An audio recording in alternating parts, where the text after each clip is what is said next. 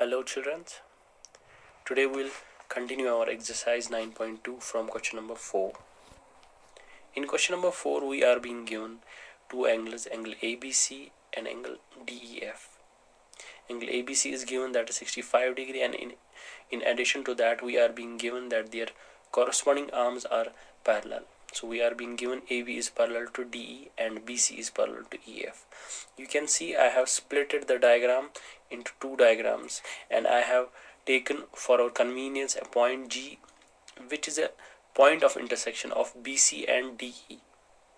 So in first case you can see that I have highlighted the arms AB and DE since they are parallel, and the BC which acts as a transversal. So you can see that angle ABC and angle DGC, they form a pair of corresponding angles. And we know in case of parallel lines, a pair of corresponding angles are always equal. So you can say angle ABC will be equal to angle DGC. Since angle ABC it has been given, it is 65 degree, so therefore angle DGC will also be equal to 65 degree. Similarly, in the second case, we are given that BC and EF are parallel, and here DE acts as a transversal. So you can say angle DGC will be equal to angle DEF. Since we have already proven that angle DGC is 65 degree, so angle DEF will also be equal to 65.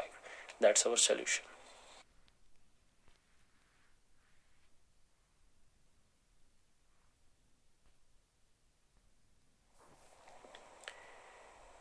Question number 5. In question number 5 we are being given two pairs of parallel lines. EF is parallel to GH and AB is parallel to CD. In the first case, when EF is parallel to GH, that time AB and CD act as transversals.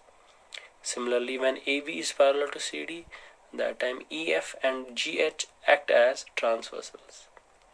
And I have introduced two angles in the diagram, which are angle P and angle Q.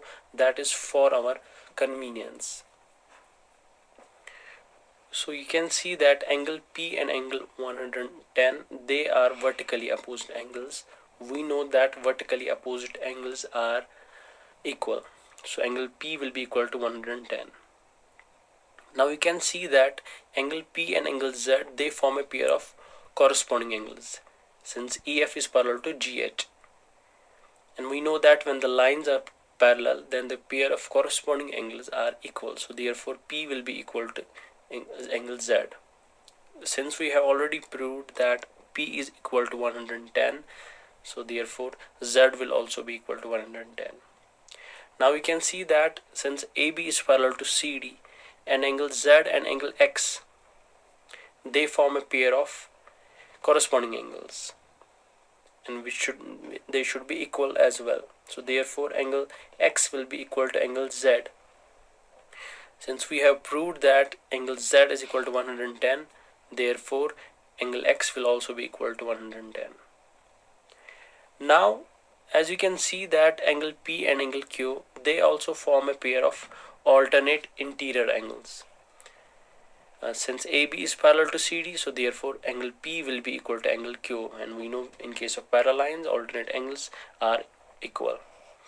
So therefore angle P will be equal to angle Q, since angle P is 110, which we have already proved above, so therefore angle Q will also be equal to 110. Now on the line AB, you can see that angle Y and angle Q, they form a linear pair. And we know that the sum of the angles of a linear pair is equal to 180 degree. So therefore angle Y plus angle Q is equal to 180 degree. But we have already proved the value of Q, which is 110. So therefore we will substitute that 110 in this equation. So we get angle Y plus 110 equal to 180 degree. So which on transposing and simplifying, we get angle Y equal to 70 degree.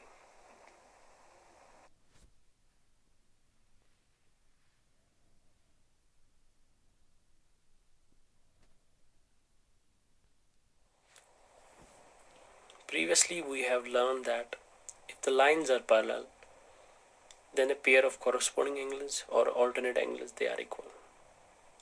Also we have studied that if the lines are parallel, then the sum of co-interior angles, or you can say that the sum of interior angles on the same side of the transversal is 180 degree.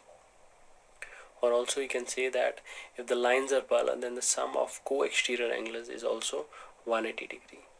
Same goes with its converse as well. So it is true for its converse as well.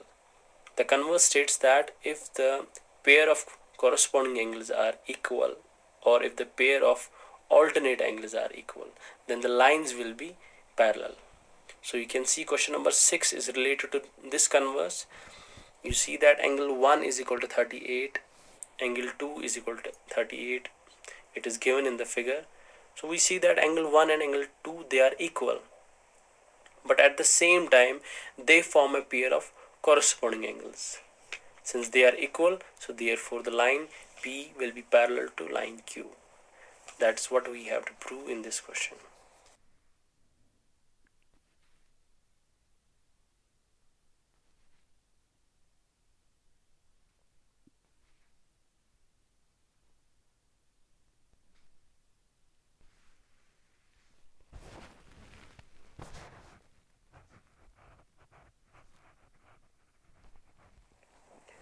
In question number 7, we are given with the three lines M, N and P, which are parallel to each other, and a line L which acts as a transversal as it intersects these three lines at distinct points.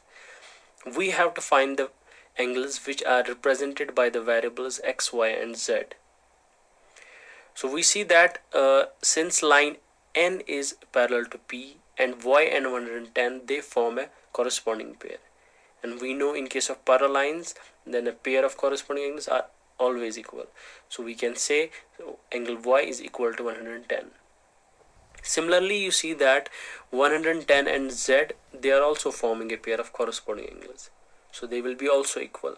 So we have written angle z is equal to 110, and we have given the reasons also on the right hand side in brackets.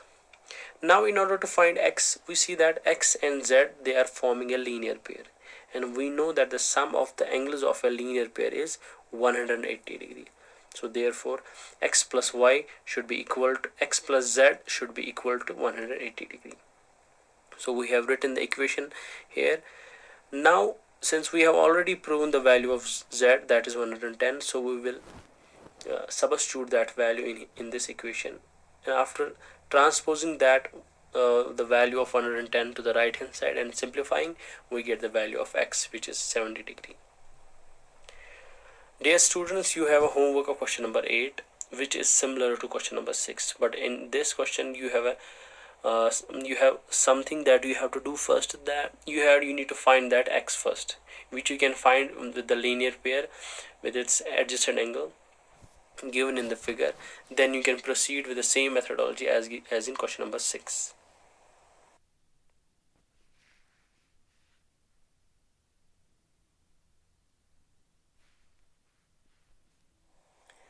Question number 9. We know that if the lines are parallel, then the sum of co-interior angles, or you can say the sum of interior angles on the same side of the transversal, is 180 degree. So in question number 9, you see in the figure line L is parallel to line M, and there the angles x and the other angle given with x plus 35, they are also forming co-interior angles. So their sum should be equal to 180 degree. So we have started our equation with the sum of these two angles. So we have written x plus 35 equal to 180 degree. So we know that x plus x is 2x, and after transposing that 35 on the right hand side and simplifying it, we get the value of x, that is 72.5 degree. So that's our answer. Question number 10 is same as question number 9, but in here we have we are given with the exterior angles, and we know if the lines are parallel, then the sum of exterior angles on the same side of the transversal is also 180 degree. So you can proceed with the same methodology in this question also. So this is your homework. Thank you and take care.